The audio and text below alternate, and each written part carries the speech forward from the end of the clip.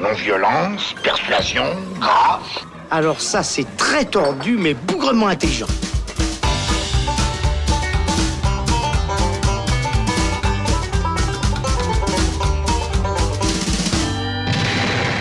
Salut les cinéphiles, bonjour ou bonsoir à tous, c'est Alex, bienvenue dans ce nouvel épisode du Saloon.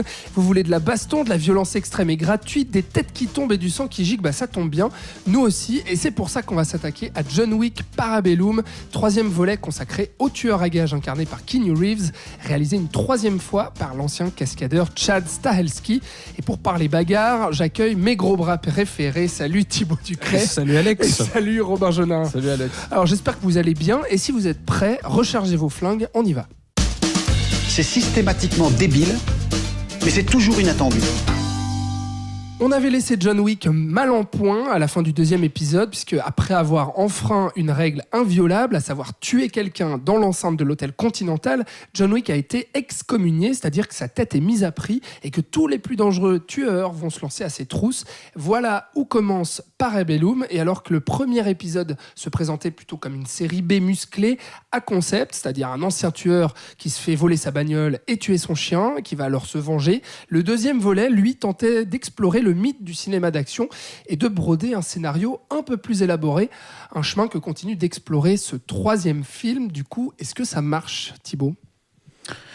Alors, ça marche encore un peu, pour résumer ça très vite fait, parce qu'on aura l'occasion d'approfondir. Mais pour moi, je trouvais le premier film un poil surestimé. Le deuxième film tentait vraiment de creuser plus loin l'univers et avait clairement plus d'ambition. Donc il y a vraiment quelque chose de très intéressant pour moi en termes de cinéma d'action.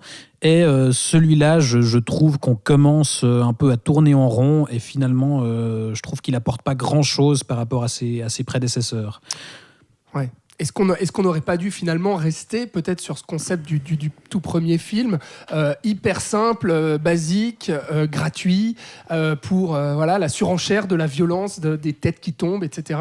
Robin, plutôt que d'essayer de creuser finalement un scénario un peu tiré par les cheveux, dans le 2 et le 3 quand même. Je suis assez d'accord sur cette idée en fait. Moi, ce que je trouve qui marche très très bien dans le premier épisode, c'est justement cette idée complètement décomplexée de on n'est pas là pour se prendre la tête. Alors pour le coup, vraiment, c'est-à-dire que à aucun moment on va remettre en question que John Wick est le meilleur du monde, qui va buter les méchants. Même les méchants eux-mêmes sont déjà conscients en fait qu'ils vont en prendre plein la gueule. Et moi, je trouvais cette approche, alors pas forcément novatrice évidemment, mais dans ce cas-là, c'est intéressant. Finalement, voilà, on prenait même pas le temps de te construire des méchants crédibles. On s'en fichait parce qu'on savait que de toute façon, John Wick allait les buter parce qu'il était plus fort qu'eux. Et ce qui marchait assez bien dans le premier aussi, c'était cette idée de vengeance, de vengeance sur peut-être sur la vie aussi, puisqu'il perd sa femme au tout début du premier épisode. Donc il a aussi cette vengeance en lui, cette revanche, cette rage, etc.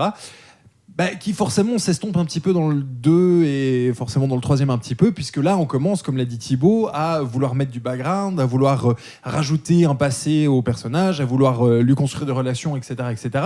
Ce qui en soi est compréhensible quand tu crées une trilogie, parce qu'il faut bien que quand même il y ait un petit peu de substance quand même dans tes films. Mais en fait, paradoxalement, moi je trouve que c'est ça qui pose problème en fait. Ouais. Je pense que vraiment, si tu m'avais donné 3 films de John Wick qui se venge pour son chien qu'il a perdu dans le premier, j'étais aux anges, tu vois. Ouais. Et je pense que ils ont voulu peut-être trop l'intellectualiser ou trop lui rajouter quelque chose pour vraiment faire une saga d'action.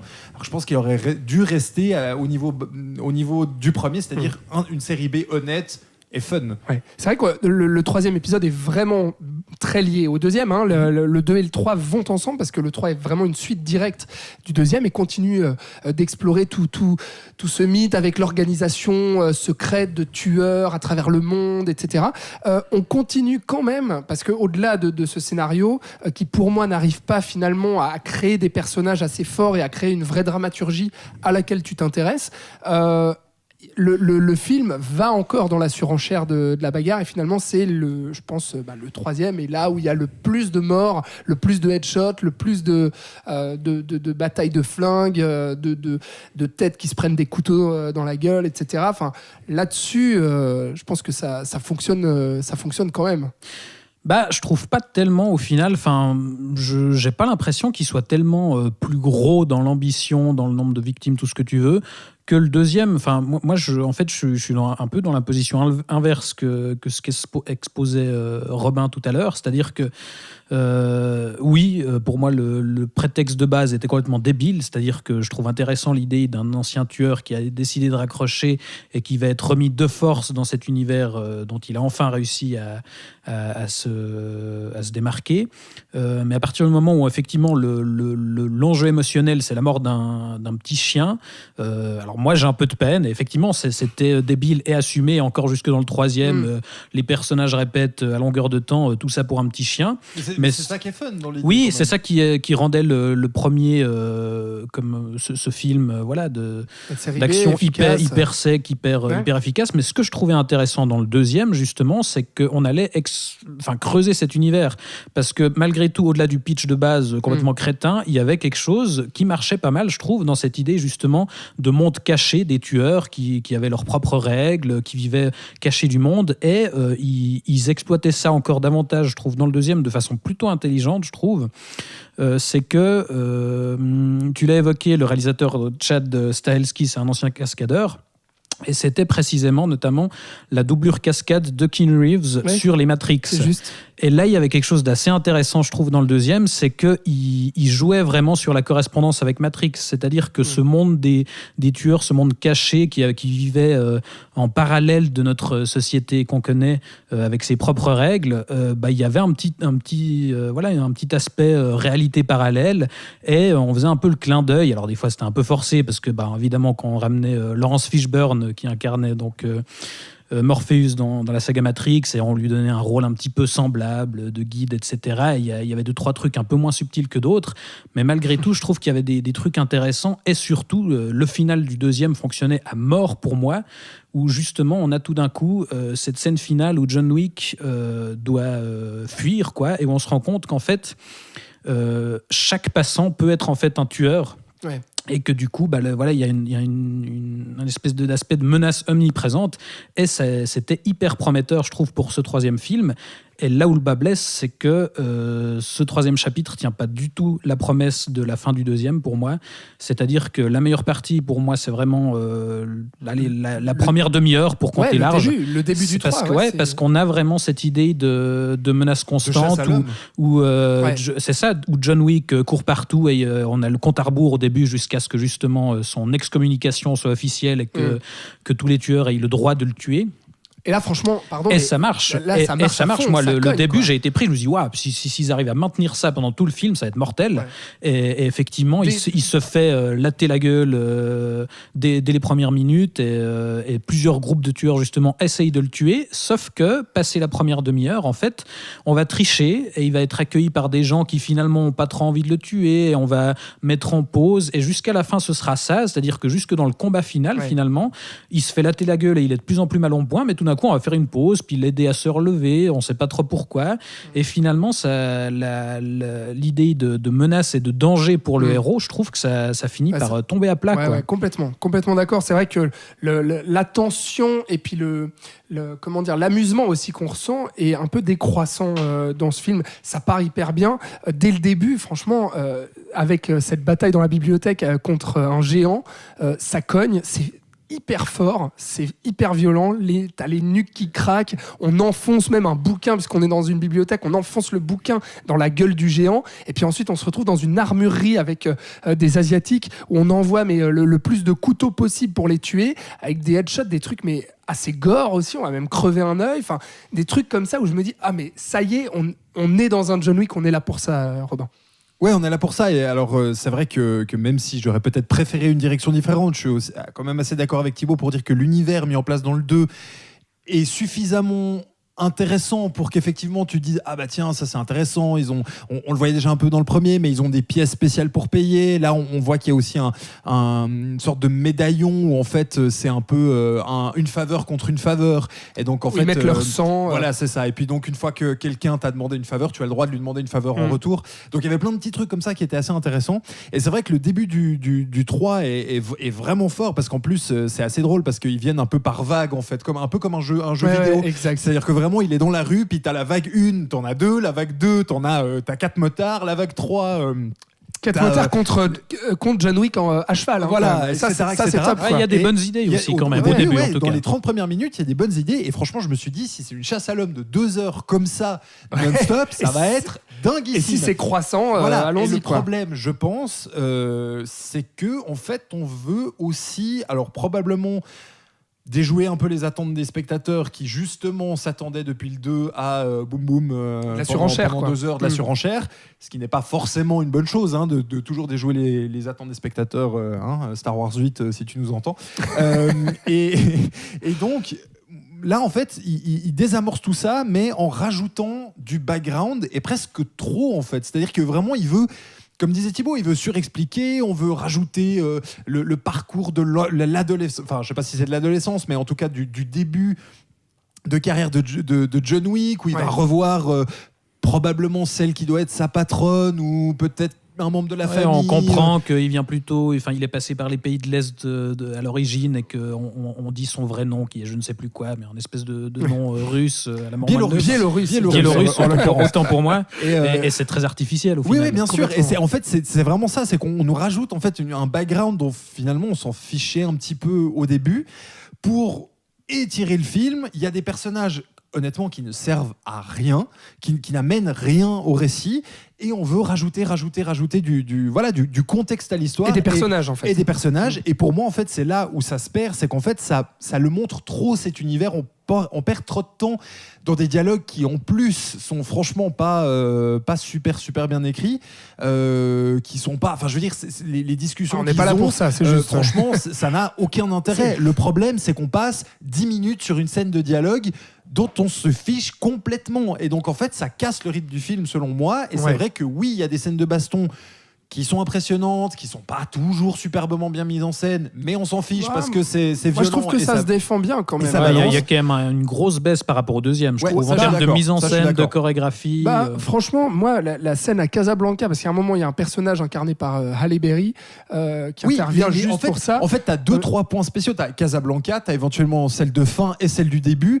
Mais les bagarres entre deux, on va dire. Non, c'est celle de fin. Du poum poum quoi. Celle de fin, on va en parler, mais je pense que c'est la plus décevante. Mais là, avec Halle Berry, mais il y a une mise en scène vraiment hyper propre aux jeux vidéo pour le coup, où on arrive avec du shoot, mais qui n'arrête pas. Elle tire en longueur cette scène justement. Moi je trouve pas, parce que il y a avec les chiens justement, où il y a cette idée où Halle Berry a 2 chiens qui attaquent brutalement les gens. Donc là, on ose dans la chorégraphie rajouter un autre élément, c'est-à-dire qu'en plus de se battre au poing, à l'arme, au flingue, à la mitraillette, à tout ce que tu veux, il y a en plus des chiens qui arrivent pour chorégraphier le truc. Enfin, moi, je trouve que cette scène, elle a vraiment de la gueule. Et puis là, on est dans la surenchère, on y va. Et là, ça me plaisait jusque-là. Pour moi, le film dégringole après. Mais pour rebondir sur ce que dit Robin, je pense que le gros problème, c'est qu'en fait, pourquoi on n'en a rien à foutre de ce qui se passe entre 2 bastons ? C'est parce que finalement, on n'attend qu'une seule chose, c'est la baston. Et ça, c'est un gros problème dès le 2 où, pour moi, le film n'arrive pas à instaurer une vraie dramaturgie où on en aurait quelque chose à carrer de ses personnages et de son histoire. Parce qu'à la base, on part de l'idée de vengeance. Et à partir du moment où, dans le premier, l'idée de vengeance est résolue, parce que le gamin est mort, son père est mort, son cousin est mort, son tonton, sa tata, le chien, le chat, tout le monde est mort dans la famille, finalement, on se retrouve face à John Wick qui... suite à des actions, se retrouve, comme on l'a dit, extracommunié de son cercle en fait, mais c'est presque de sa faute. Donc d'une certaine manière l'idée de vengeance ne marche plus, et donc il faut trouver quelque chose pour qu'on se rattache et l'idée de continuer, sauf que c'est vide. Mais d'autant qu'il y a même plus d'objectif à la limite, comme dans le deuxième où il était forcé malgré lui d'éliminer une cible et ensuite de fuir. Là, l'enjeu de base au départ, c'est simplement de s'en sortir, quoi, parce qu'il est poursuivi. Mais en plus, ensuite, on l'engage justement avec tout le passage avec Halle Berry dans un espèce de périple dont on comprend pas bien le but. Oui, ça c'est vrai. Il doit se rendre dans le désert et on essaye de de construire, je sais pas, il y a des espèces d'échos au parcours classique du héros, mais finalement ça n'apporte rien jusqu'à ce qu'il atteigne ce personnage incarné par Saïd Taghmaoui dans le désert, et qu'on nous présente comme un peu le but ultime de sa quête. Au final, ça ne servira à rien, parce que ce qu'il lui propose à ce moment-là, on va pas dire ce que c'est, mais là il y a un nouvel enjeu, et on se dit tiens, ça peut amener quelque chose d'intéressant, mais ça aura aucune importance lors du final. Et aussi, tu parlais du passage à Casablanca. Enfin, moi, ce qui me gonfle aussi, c'est qu'on me ramène de nouveau un enjeu avec un chien. Et à un moment, on remet en balance justement la vie d'une personne avec celle d'un chien. Ouais, mais... Alors moi, j'aime pas les chiens, donc ça doit pas aider. Ah bon, d'accord. Mais pour le coup, je vois pas en quoi je devrais me sentir concerné par de rajouter des chiens dans l'action. Enfin, franchement, oui, c'est sympa dans l'idée, mais en même temps, il te refait 3 fois la même scène où un chien va bouffer la jambe du type et puis ensuite, ils sont on peut le flinguer. sacrément vénères, les Klebs. Ils s'acharnent bien comme il faut. Non, ça c'est clair. Mais c'est vrai que voilà, le gros problème, c'est que finalement, tout est prétexte à la prochaine scène de baston. Et le problème là-dedans, c'est que ça démarre en trombe vraiment avec le début. On se dit ah mais ouais, ok, là l'inventivité du truc, le géant dans la bibliothèque, les asiatiques dans l'armurerie, enfin tout ça où il y a vraiment les chorégraphies sont belles. Il y a des paris osés à l'image, de mettre John Wick sur un cheval en pleine ville, ça je trouve génial comme image. Ça aussi, c'est une super idée, quoi. Superbe, mais ça retombe vite à plat parce que finalement ça dure très peu de temps. Moi j'aime beaucoup cette scène à Casablanca, peut-être contrairement à vous, mais alors après le gros problème c'est que on va revenir pour une scène finale au Continental. On va pas dire pourquoi ni comment, on vous laisse peut-être la surprise, mais en tout cas, ça perd en intensité. Pourquoi ? Parce qu'on se retrouve avec une scène au milieu de miroirs, de verres, etc. Finalement, c'était un petit peu comme le final du 2. Le final du 2, il y avait quand même toute cette dernière partie dans le Palais des Glaces qui était super intéressante qui visuellement. Fonctionnait super bien. Mais là on nous c'est refait la même chose. Une espèce de ressucé en moins bien. C'est ça, une ressucée en moins bien, avec des chorégraphies qui, là, pour le coup, traînent vraiment en longueur, sont très répétitives, c'est-à-dire le nombre de fois où on voit Keanu Reeves qui finalement va choper un mec par le bras, va lui tordre le bras et puis va lui faire un roulé-boulé par devant. Et là, vraiment, on se dit, mais ok, il y a plus grand chose à raconter en termes de chorégraphie, c'est vraiment dommage, plus beaucoup d'inventivité en termes de mise en scène, tout devient très plat, on sent peut-être que Keanu Reeves fatigue aussi un petit peu parce que finalement il va pas faire des cascades aussi impressionnantes qu'il aurait pu faire dans le passé, et puis après avec un duel contre finalement un méchant à peine construit dans le 3. C'est ça, on le présente de base. Enfin, c'est quand même, on va chercher Marc Dacascos, qui est un acteur justement d'art martial assez. Moi, j'ai plutôt de la sympathie pour lui. C'est lui qu'on avait vu dans le Pacte des loups, par exemple, dans Crying Freeman, ce genre de film. Et je me disais, pourquoi pas. Là, on te présente un antagoniste, justement, mais qui finalement fait rien la moitié du film. Enfin, ces hommes de main qui vont latter la gueule à tout le monde, et lui, il suit direct après. Et puis, on se dit, il va y avoir au moins un duel final contre John Wick un peu digne de ce nom. Quoi. Mais alors finalement, il casse 2-3 vitres. Puis alors surtout quand on te fait monter la sauce parce qu'on l'annonce bien à l'avance, il le regarde à travers la vitre et puis finalement c'est tout nul. Ouais. Robin, qu'est-ce que tu penses toi de ce final déçu aussi sur l'intensité? Alors c'est beaucoup trop attendre long. Ça c'est clair que c'est beaucoup trop long, mais c'est pas le seul passage du film qui est beaucoup trop long. Mais c'est surtout que c'est pas très impressionnant. C'est pas super impressionnant. Alors après, moi, c'est vrai que j'aime beaucoup les reflets. Et puis, donc, du coup, ça marche assez bien. Parce qu'il y a plein de lumière, plein de néons, il y a des reflets. Moi, je suis content. Non, mais à part ça, oui, c'est vrai que... Et en plus, ça traîne. Parce que là aussi, on a... Et je trouve encore plus dans cette scène l'idée de... des jeux vidéo, c'est-à-dire qu'en fait, la scène finale se passe donc dans une pièce spécifique, donc vous l'aurez compris, il y a beaucoup de verres et de vitres, etc. Sauf que c'est une pièce en fait sur 2 étages. Ouais. Et le combat commence au niveau 1 contre les hommes de main, si on veut. Ça se passe mal, il monte, il retombe un peu comme s'il avait fail. Donc on retry, on va dire, au niveau 1 pour finalement passer au niveau 2 et là affronter celui qui est censé être le big boss. Ouais. Le problème, c'est que là où ça marche dans un jeu vidéo, parce que tu es actif et tu joues celui qui est censé taper les gens, là ça traîne, mais vraiment ça traîne, puis ça discute un petit peu, puis on se tanne, et puis on se fait des vannes, et puis on se provoque un petit peu, puis oh non mais tu verras, comme disait Thibaut, on te relève, puis on attend que ça passe et tout. Wow, c'est vachement long. Et effectivement, là je suis d'accord, et pour moi aussi, ça revient peut-être un petit peu sur ce que je disais au début de l'épisode, moi, je trouve dommage aussi d'être revenu en arrière sur l'idée que John Wick était quasiment invincible. C'est-à-dire que moi, ce qui me faisait vraiment kiffer dans le premier, c'était justement l'idée qu'à aucun moment, on ne remettait en question l'idée que John Wick était au-dessus de tout le monde. Vraiment, c'est-à-dire que dès que le père de je sais plus trop qui là, qui a fracassé sa caisse, apprend que c'est John Wick, il frappe son fils en disant le problème c'est pas ce que t'as fait, le problème c'est à qui tu l'as fait. Ouais. Et à aucun moment il va remettre en question l'idée que John Wick va lui casser la gueule. Et moi c'était ça que je trouvais super fun, c'est que vraiment On John construisait vraiment une figure Une figure presque mythologique, le croque-mitaine, on c'est l'appelait. ça, Enfin, c'était c'est ça. oui, non, mais clairement, il est évoqué comme tel dans le film. C'était vraiment la figure qu'on ne peut, mais même pas érafler. De toute façon, il va nous buter. Mais d'un autre côté, il s'en prenait toujours plein la gueule. C'est aussi ça qui est rigolo. Oui, Enfin, mais qui est je intéressant. trouve que dans celui-ci, il en prend presque trop. C'est-à-dire qu'il y a vraiment certains moments où, justement, dans le début de ce Palais des Glaces, quand il affronte les deux hommes de main, il se prend une branlée la première fois qu'il les affronte, et tu dis, mais wow, il est où Mais surtout, on le laisse héros se que j'ai relever suivi après. pendant C'est ça. ouais.